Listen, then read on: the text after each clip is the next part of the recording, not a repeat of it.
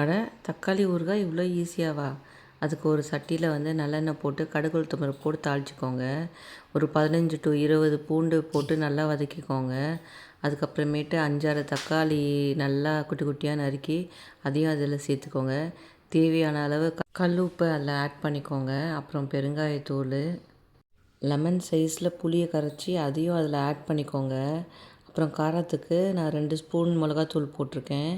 போட்டு நல்லா கிண்டிக்கோங்க. இது அப்படியே இருக்கட்டும். ஒரு ஸ்பூன் வெந்தயத்தை வந்து ட்ரை ரோஸ்ட் பண்ணிவிட்டு நல்லா மிக்ஸி ஜாரில் பவுடராக அரைச்சிக்கோங்க. அதையும் அதில் சேர்த்துக்கோங்க. சேர்த்துட்டு நல்லா எண்ணெய் மேலே பிரிஞ்சு வர வரைக்கும் நல்லா வதக்கிக்கோங்க.